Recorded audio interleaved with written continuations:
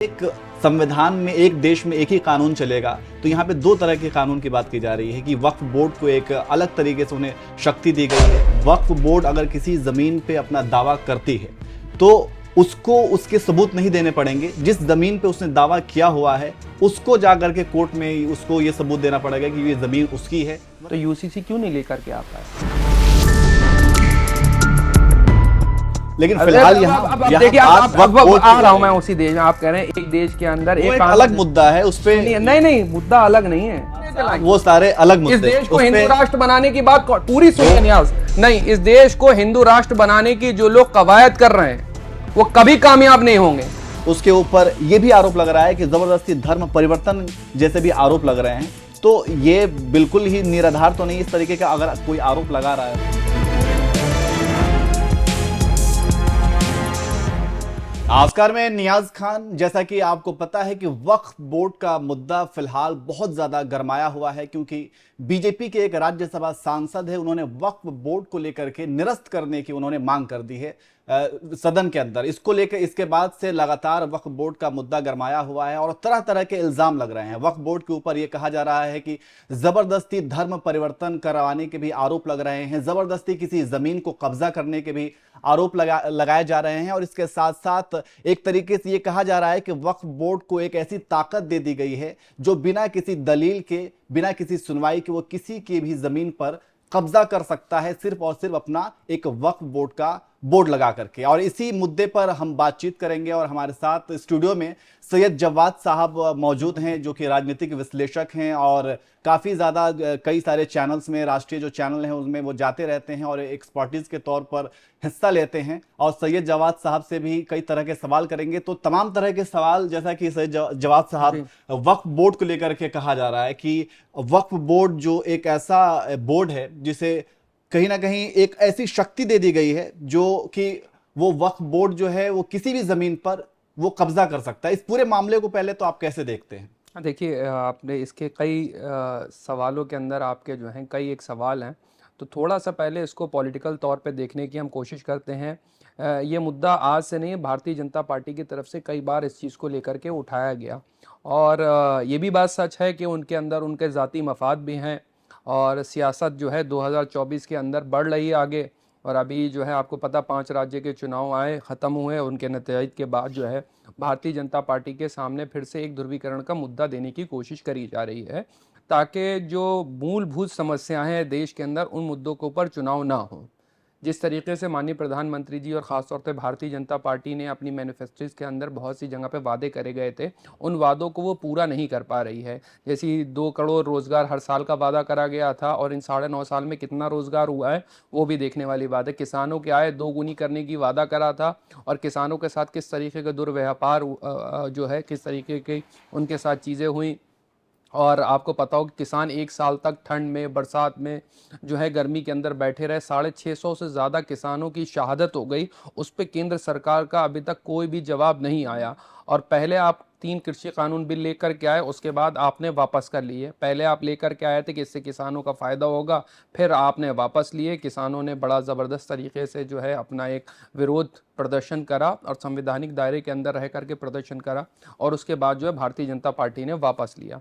और उसके बाद आपको पता होगा फिर इसी तरीके के चीज़ें जो हैं करीब भारतीय जनता, युवाओं के बीच बड़ी नाराज़गी है, भयंकर बेरोज़गारी है, उसके ऊपर कोई भी भारतीय जनता पार्टी के पास जवाब नहीं। इसी तरीके की अब ये चीज़ें जो ध्रुवीकरण के मुद्दे हैं, आपने देखा होगा कभी वो गाय के नाम पे, कभी वो हलाल के नाम पे, कभी वो झटके के नाम पे, उसके बाद जो है कभी CA NRC के नाम पर, और तमाम ऐसी चीज़ें लेकर के भारतीय जनता पार्टी की तरफ से इशूज़ उठाए जाते हैं जिनसे ध्रुवीकरण की राजनीति चलती है और इसका जो है उनको कई जगह पे फायदा भी मिलता है। ठीक है जवाद साहब, कुल मिलाकर के आपके कहने का मतलब यह है कि अभी जो 2024 का लोकसभा चुनाव आने वाला है, इसके मद्देनजर इस तरीके की बीजेपी जो है इन मुद्दों को उछाल रही है, बिल्कुल उछाल उसको, ताकि ध्रुवीकरण की राजनीति की जा सके, ये आपके हिसाब से। लेकिन यहाँ पे सवाल सिर्फ ये है जवाद साहब आपसे कि आप, जैसे कि ये कहा जा रहा है कि एक संविधान एक विधान, मतलब एक कानून और एक संविधान में एक देश में एक ही कानून चलेगा, तो यहाँ पे दो तरह के कानून की बात की जा रही है कि वक्फ बोर्ड को एक अलग तरीके से उन्हें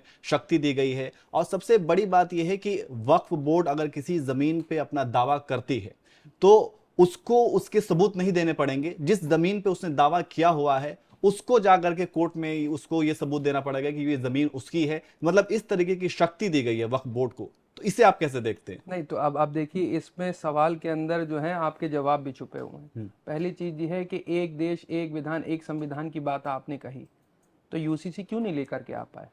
लेकिन फिलहाल अब देखिए, अब आ रहा हूं मैं उसी देश में। आप कह रहे हैं एक देश के अंदर एक अलग मुद्दा है, उस पे नहीं नहीं, मुद्दा अलग नहीं है। मुद्दा वहीं पे लेकर के आऊंगे जहां से मुद्दा जुड़ा हुआ है।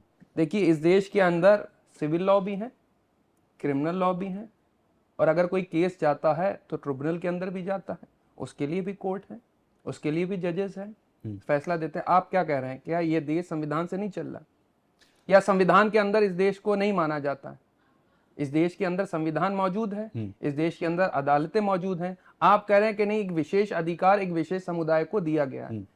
जब ये बिल लेकर के आया जा रहा था तो संविधान के अंदर चर्चा भी हुई थी और तमाम लोग बैठे हुए थे। आज भारतीय जनता पार्टी अपोज कर रही है, पूछी जा करके उस वक्त कितने लोग बैठे हुए थे? इसी चीज को लेकर के तो उसमें संशोधन किया जा रहा है कि ये जो कांग्रेस के जमाने में ये कानून बनाया गया वक्फ बोर्ड को लेकर के, और उस जमाने में ये कहा गया कि जो लोग भारत से पाकिस्तान जाएंगे, ठीक है, जो पाकिस्तान से भारत आएंगे, उनकी जमीन उनकी संपत्ति जो है वो पाकिस्तान के हवाले होगी। जिनको पाकिस्तान जाना था वो चले गए, हम नहीं गए, हमारे बाप दादा नहीं गए, हमारे अजदाद नहीं गए। यहाँ पे हमारे बुजुर्गों की मज़ारें हैं, यहाँ पे हमारे बुजुर्ग दफन हैं।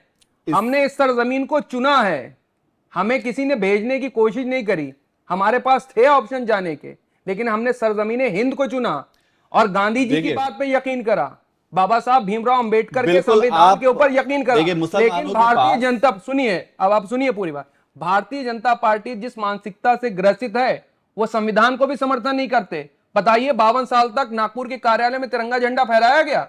नहीं फहराया गया। इन लोग संविधान की इसी देश में प्रतिलिपियां संसद के सामने किसने जलाई? वो सारे अलग मुद्दे। इस देश को हिंदू राष्ट्र बनाने की बात पूरी सुनिए न्याज, नहीं, इस देश को हिंदू राष्ट्र बनाने की जो लोग कवायद कर रहे हैं वो कभी कामयाब नहीं होंगे। इस देश के अंदर संविधान को मानने वाले, संविधान से प्रेम करने वाले, तिरंगे से प्रेम करने वाले, इस सरजमीन से प्रेम करने वाले लोग मौजूद हैं। चाहे जितनी भी नफरत बढ़ाने की भारतीय जनता पार्टी कोशिश कर ले, वो कोशिश उनकी कभी कामयाब नहीं होगी। आपकी सारी बातें, आपका वो अपना निजी वक्तव्य है, लेकिन यहाँ पे हम सिर्फ वक्फ बोर्ड की बात कर रहे हैं, वक्फ बोर्ड की बात कर रहे हैं। जो भी आपने बातें कही हैं वो एक अलग मुद्दा है, लेकिन वक्फ बोर्ड को लेकर के, जैसा कि आपने पूरे सवाल नहीं होने दिया, पाकिस्तान से जो लोग इंडिया आएंगे तो उनकी जमीनें जो है वो पाकिस्तान के हवाले होंगी, पाकिस्तान गवर्नमेंट के। उसी तरीके से भारत के जो लोग पाकिस्तान जाएंगे तो यहाँ पे जो बची हुई वही कह रहा हूं, जिनको जाना था वो चले गए, तो वो चले गए, लेकिन उनकी जमीन को लेकर के ये है कि जमीन जो है वो भारत सरकार की होनी चाहिए थी। तो ये वक्फ बोर्ड ने इस तरीके का बोर्ड बनाया गया और फिर उन सारी जमीनों पे वक्फ बोर्ड ने कब्जा करना शुरू किया। ये मैं सवाल नहीं कर रहा हूँ, ये भारतीय जनता पार्टी की तरफ से आरोप है। हाँ, भारतीय जनता पार्टी तो तमाम अनलगढ़ आरोप लगाती रहती। अब उनके हर आरोप का जवाब दिया जाए तो भाई साहब अश्वनी उपाध्याय भारतीय जनता पार्टी के समर्थक हैं, उन्होंने लगाई थी ना सुप्रीम कोर्ट के अंदर पिटीशन, खारिज करी सुप्रीम कोर्ट ने। मानते नहीं सुप्रीम कोर्ट को, परेशानी इनके साथ ये है। अच्छा, वक्फ बोर्ड बनाने का उसका जो उसके पीछे के इतिहास है वो क्या रहा, उसको देखने की कोशिश करनी जानी चाहिए।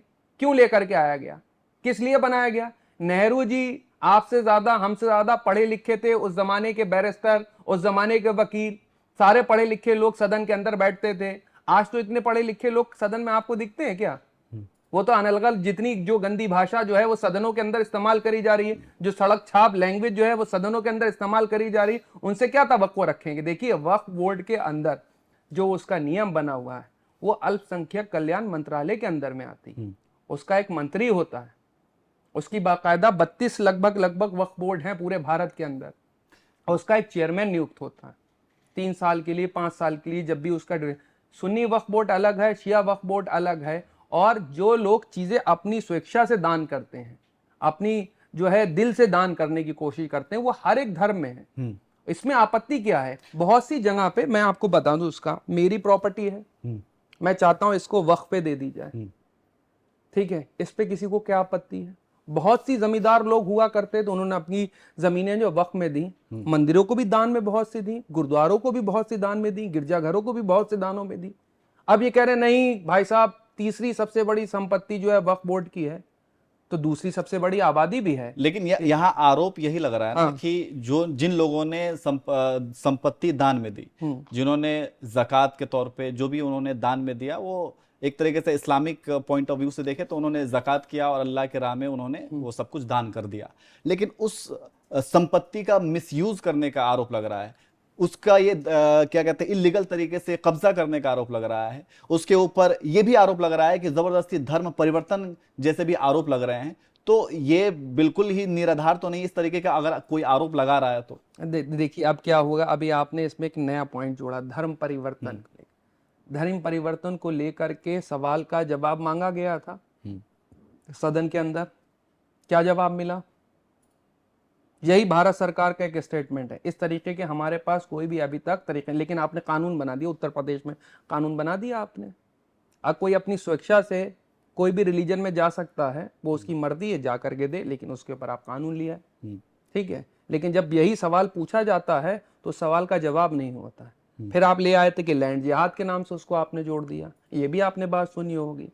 यही मैं कहने की कोशिश कर रहा हूं, भारतीय जनता पार्टी चाहती है इन मूलभूत समस्याओं पे चुनाव ना हो, यही बताने की कोशिश कर रहा हूं। वक्फ बोर्ड के लिए इसी संसद से कानून पारित हुआ है ना, इसी देश की लोकतंत्र के मंदिर से, जो जिसमें आस्था वहीं से पारित हुआ। और वो लोग भी ज्यादा अक्लमंद लोग थे जिन्होंने जंग आजादी के लिए अपनी जानें कुर्बान करी, अपनी जो है सारी जिंदगियां लगा दी। समय के साथ साथ बहुत सारे कानून में संशोधन हुआ है, तो वो यही चाह रहे हैं कि उसमें भी कुछ संशोधन, तो संशोधन से वक्फ बोर्ड का करेंगे या सभी का करेंगे? अब फॉर एग्जांपल आपके तौर पे दिखाऊं, बहुत सी जगह मंदिरों को भी दान पुण्य दिया जाता है। बड़े बड़े लोग, अभी राम मंदिर, सुनिए सिर्फ वक्फ बोर्ड के साथ अप्लाई हो रहा है ना, क्योंकि वक्फ बोर्ड के साथ कहां अप्लाई हो रहा है? नहीं, बाकी सभी धर्मों में अगर कोई जमीन पे किसी तरीके का दावा ठोकता है तो उसके खिलाफ वो जो है आप कोर्ट जा सकते हैं, लेकिन वक्फ बोर्ड के साथ ऐसा नहीं है। नहीं, वक्फ बोर्ड के साथ भी जा सकते हैं आप, ट्रिब्यूनल केस को ले जा सकते हैं और उस केस को जो है आप लड़ भी सकते हैं। और है नहीं क्या, यहाँ पर बहुत सी कोर्ट्स हैं, उसके अंदर जा सकते हैं, वहां पे जजों की नियुक्ति है। लेकिन अब आपको बता दूं, मैं बार बार इस सवाल को उठाता हूं कि कितने जजों की नियुक्तियों के अभी जो है पद रिक्त हैं, उनको भरना चाहिए, कोर्ट और होना चाहिए, अदालतें और होना चाहिए, है ही नहीं। इसके लिए ये सवाल आप सैयद जवाब से या किसी से पूछेंगे, वो नहीं, ये तो केंद्र सरकार के ऊपर सवाल बनता है ना कि अभी तक जजों की नियुक्ति क्यों नहीं हुई है, क्यों रिक्त स्थान भरे हुए हैं। आप बनाइए, कोर्ट्स बनाइए, किसने आपको रोका है? और किसी की कोई बात है तो संवैधानिक तौर पे उसी कोर्ट में आप भी बात रखेंगे, उसी कोर्ट में हम भी रखेंगे, इस पे क्या आपत्ति? अब आप चाहते हैं कि नहीं, देश के अंदर वही वाली बात, फिर मैं यूसीसी से इसको कनेक्ट कर देता हूं कि एक देश एक विधान एक संविधान की बात करने वाले लोग, जब जम्मू एंड कश्मीर में जब सरकार बनाई तो दो ध्वजों के बीच, माननीय प्रधानमंत्री जी जब महबूबा मुफ्ती के साथ सरकार बना रहे थे, दो ध्वजों के बीच बैठ करके जो है शपथ दिलवा रहे थे, ये हुआ ना। और ये देश के अंदर गोवा का एग्जाम्पल लेते हैं, ठीक है, यूसीसी के नाम पर क्या है, वहां पर यूसीसी को लेकर के आ रहे थे, क्या हुआ? अभी तक यूसीसी पर कोई बात करने को, जवाब देने को तैयार नहीं, भागते हैं फिर। क्योंकि अभी तक अगर आप देखेंगे जा करके, कॉन्स्टिट्यूशन को पढ़ने वाले, पढ़ करके समझने वाले लोग जो हैं, वो भारतीय जनता पार्टी इतना नहीं जानती उन चीजों को, ना वो बहस करते हैं, तभी बार बार जो है उनको लिताड़ भी लगती है कई दफा सुप्रीम कोर्ट से, और वो उसका नतीज आप सामने देखते हैं आकर। लेकिन समाज के अंदर जो उसका इम्पैक्ट बढ़ता है, जो ध्रुवीकरण का इम्पैक्ट पड़ता है, वो जो नैरेटिव बनाने की कोशिश कर रहे हैं, वो देश के लिए सबसे ज्यादा नुकसानदेह। अच्छा बताइए, 9.5 साल हो गए इस सरकार को। पहले अल्पसंख्यक कल्याण मंत्रालय, अभी तो इन्होंने मुख्तार अब्बास नकवी साहब ने भी होल्ड करा, उसके बाद अभी स्मृति ईरानी मोहतरमा है। 9.5 साल में क्या कर रहे थे? और फिर अगर होना ही है तो सभी धर्मों की जांच करा लीजिए, उसमें क्या आपत्ति? कराइए सभी धर्मों के, बहुत सी सभी धर्मों में इस तरीके का अपना पर्सनल कोई नहीं, पर्सनली बहुत सी जगह पे ऐसे तो आरोप लगे कि बहुत सी जगह जो है, अभी जब राम मंदिर की चंदे की बात आ रही, तमाम आरोप लगे किस तरीके की घोटालेबाजी है और किस तरीके की लैंड के साथ क्या क्या करा गया। वो तो सार्वजनिक तौर पे लोगों ने अपनी बातें रखी, उसमें हुए नहीं हुए, लेकिन उसकी बात कौन करेगा? पीएम केयर फंड को लेकर के बहुत से लोगों ने, मुसलमानों भी दिए, उसके बाद सारे समुदाय के लोगों दिए। पीएम केयर फंड के ऊपर आरोप लगे नहीं लगे? किसने कोई जांच की बात करी? कोई उठाई? नहीं उठाई।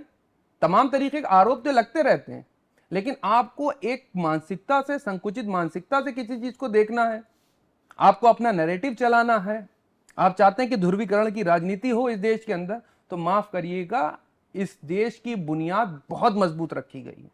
इस देश को बनाने वाले लोग आपसे, मेरे से ज्यादा अक्लमंद लोग थे। वो जानते थे इस चीज को, ये समस्याएं भारतीय जनता पार्टी अगर कल को इख्तियार में अंदर आएगी, बाबा साहब भीमराव अंबेडकर जब संविधान जान रहे थे, बना रहे थे, तो उनका भी बहुत से लोगों ने विरोध करा। और कौन सी मानसिकता के लोग थे? संकुचित मानसिकता के लोग थे। आरक्षण का विरोध करते हैं ये लोग? नहीं करते हैं। करते हैं ना। आरक्षण किस आधार पे? जात के आधार पर है ना।